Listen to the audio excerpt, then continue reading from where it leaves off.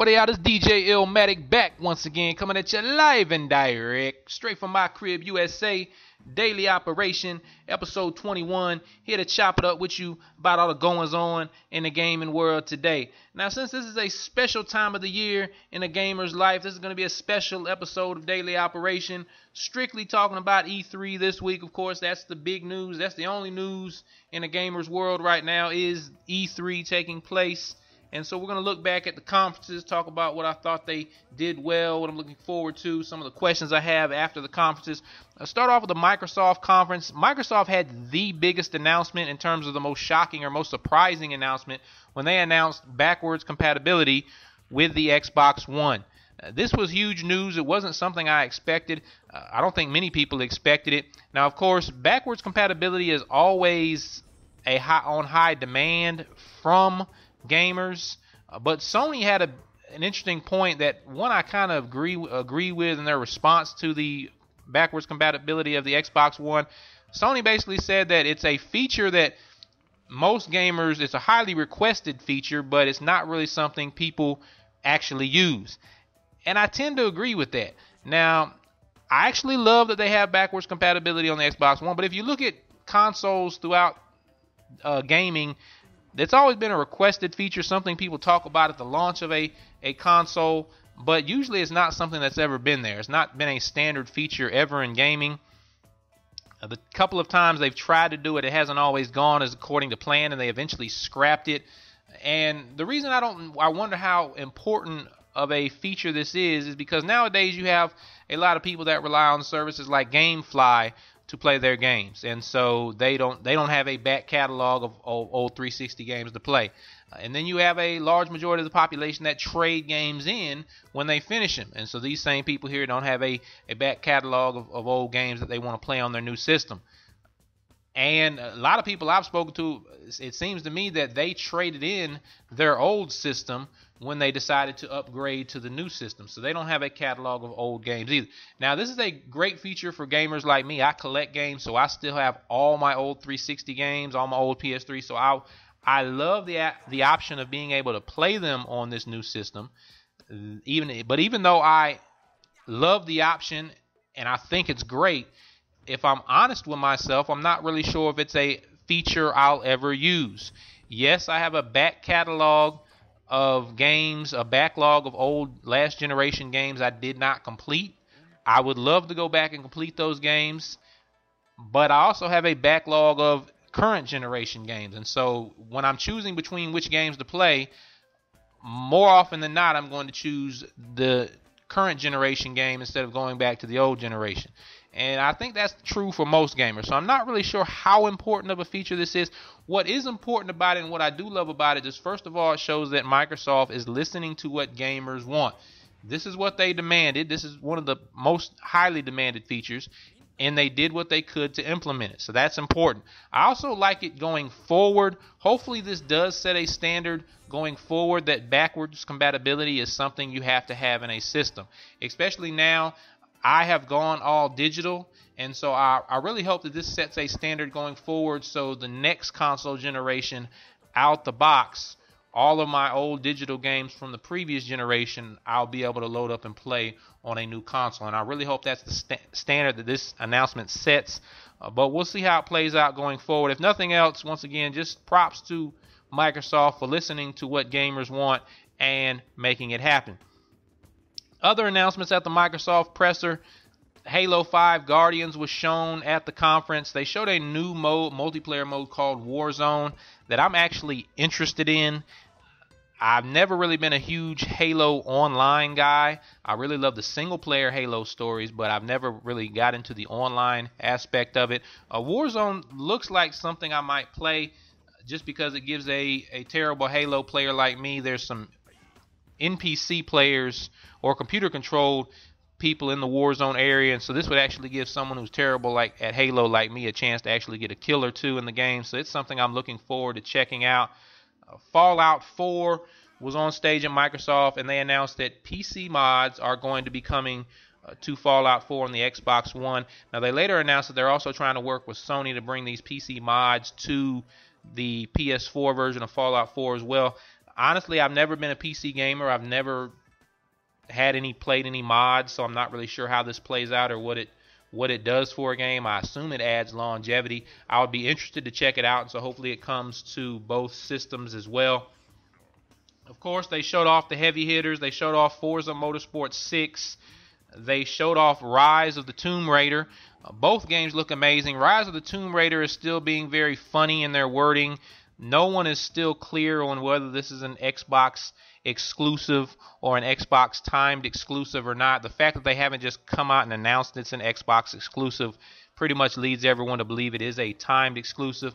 And the reason it's fun, at the Microsoft press conference there, when they announced Gears of War, when they announced Halo, there was a very clear Xbox One exclusive announcement at the very beginning before they got into the game. With Tomb Raider, they did not do that. With Tomb Raider, it was Xbox One exclusive holiday 2015. There was that little asterisk or fine print there that makes many people believe that it's only a timed exclusive. Either way, it looks to be beautiful. Really looking forward to playing it. I won't wait. I'm going to play it on my Xbox One when it launches, but hopefully it comes to both systems so those on the PlayStation side have a chance to play it as well. Ubisoft showed off Rainbow Six Siege. Also very interested in that game. The Gears of War announcement from Microsoft. Gears of War, and they called it Gears 4, so apparently they took off the of War, and it's going to be called Gears 4. Now, the Gears announcement was interesting, and my only problem with the Gears 4 trailer was that it was very dark, and I assume that in the conference itself, you were able to really see it clearly and it looked wonderful, but for those of us watching online, it was so dark I really couldn't make out a lot of it. What I did see, it looks beautiful, looks very interesting. Also announced Gears of War Ultimate Edition, which is a remake of the first Gears of War that will be launching later this year. Another big announcement by Microsoft that I'm really looking forward to is the Rare Collection. This will be 30 classic Rare games for $30. I'm really loving this collection because a lot of people are excited for the Battletoads. I'm excited because it has RC Pro-Am. RC Pro-Am was a game I loved on the Nintendo, so I'm really looking forward to playing that again on my Xbox One. Various other announcements. They announced a Elite controller, which is basically a modded controller. I was excited about this until I saw the price tag. These modded or Elite controllers are going to be $150. I'm just not spending that much on a controller. I'm not knocking anyone who does, and I guess if you're really competitive into shooters or things like this, this is the controller for you. And apparently, it's a lot cheaper than modded controllers usually cost. So there is that. But I'm just the controller I have now works perfectly fine. I see no need to spend $150 on a new controller. But if you are looking forward to it, that's wonderful for you.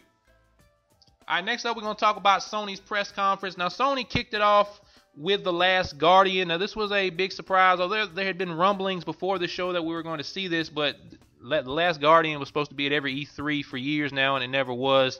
And so I didn't know how much you could really believe that.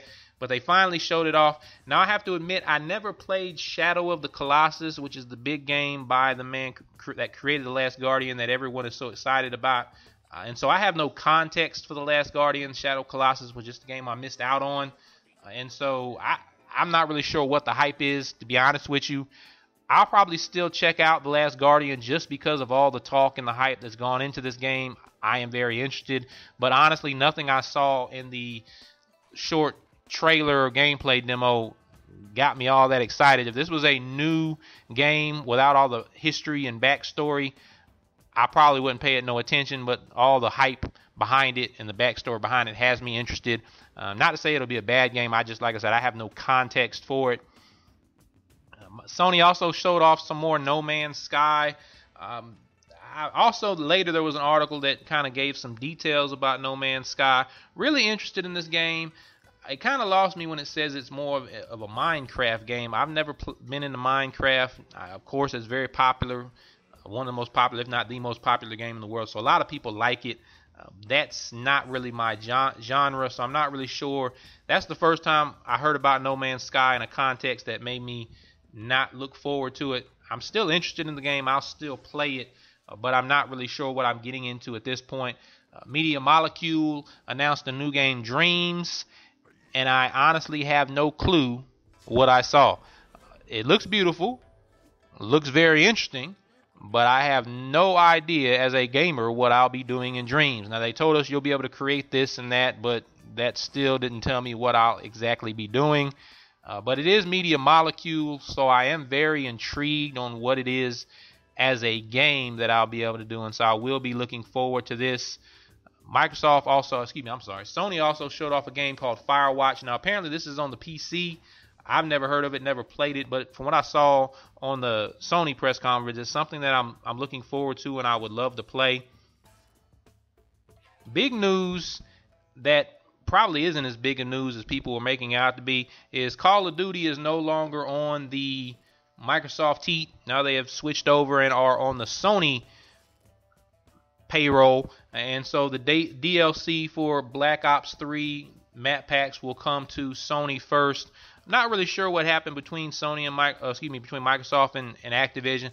I assume Microsoft wasn't willing to pay for that exclusivity anymore. Call of Duty, although it still sells millions of copies, its popularity is waning. Its sales numbers have gone down each year, I believe. And Black Ops 3 may jumpstart those sales a little bit, but I can see Microsoft saying this is not really bringing to us what it used to, so it's not worth the money. And so Sony, I guess, jumped in and said, well, we'll give you something to have it exclusive to us first. And so that was interesting because it seems for years Call of Duty has led off every Microsoft show, so for it to be at Sony was an interesting change up. It's been years since I've actually played any of the multiplayer map packs that released later. By the time the map packs usually come out, I've moved on from the Call of Duties each year, so it's not really all that big a deal to me. But there are still millions of Call of Duty fans out there who are looking forward to this. Of course, there are also millions of Call of Duty fans on the Xbox side who are not happy about this. But that's the state of gaming today. Naughty Dog showed off Uncharted 4. Still looks beautiful. Still can't wait. They don't need to show me anything else. You have my money day one. I just want to play the game. Probably the most interesting game I saw this week was Horizon Zero Dawn. This is a new IP by Guerrilla Games, the makers of Killzone. Game looks beautiful. The world looks very interesting. Humanity disappeared and you're not really sure why. Hopefully they'll tell you that and we'll unravel that as the story develops. But just the combat, the world they created, Horizon is probably the one game I'm most interested in going forward. And I really want to see more about this game. And then also another big announcement from the Sony press conference was Final Fantasy VII is going to be re-released, but they're going to remake it. This was huge news. Unfortunately, and if I remember correctly, it said 2017 is when they're shooting for it. That's a long time to wait. So that is a disappointment for me. But they are remaking the game, so hopefully it'll be everything we've wished and wanted for. Also, Shenmue 3 was on stage. Apparently that's going to happen as well. They showed it off as a Kickstarter, but Sony is also providing a lot of the money as well. Never played Shenmue as well. That's another game series I missed out on, so I have no context. But a lot of people are very passionate about the game, so I'll definitely check it out. Other press conferences, and probably the biggest or the one I was most excited about for me was Ubisoft announcing another South Park game. I love the Stick of Truth. One of the fun, if not the funniest game I've ever played, and so I'm really looking forward to the new South Park, which is called The Fractured But Whole. So hopefully it'll be just as good as the last one. Just Cause 3 was showed off by Square, and a new Ghost Recon game, which looks amazing, was also showed off as well. And so all in all, E3 was an amazing week. A lot of things for gamers to be excited about no matter what system you have. A lot of great games coming down the pipeline. I can't wait to play most of these games and see what happens with some of the games that are further off. All right, that's all the time we have for this week's episode of Daily Operation. Once again, it's been DJ Illmatic, Daily Operation, episode 21. Check us out at 8bitchimp.com for all that gaming flavor you savor. Check me out on iTunes. Search 8BitChimp, and then you'll find Daily Operation on iTunes. Also, check me out on YouTube and Twitch at DJ_Illmatic. Subscribe to my channel, like my videos. And also Twitter, DJ Illmatic23. No space, no underscore altogether. Get at me at one or all three of those, and I will get back at you. Fat shout out to my Organized Gamers family. This DJ Illmatic, Daily Operation. We out, y'all. One.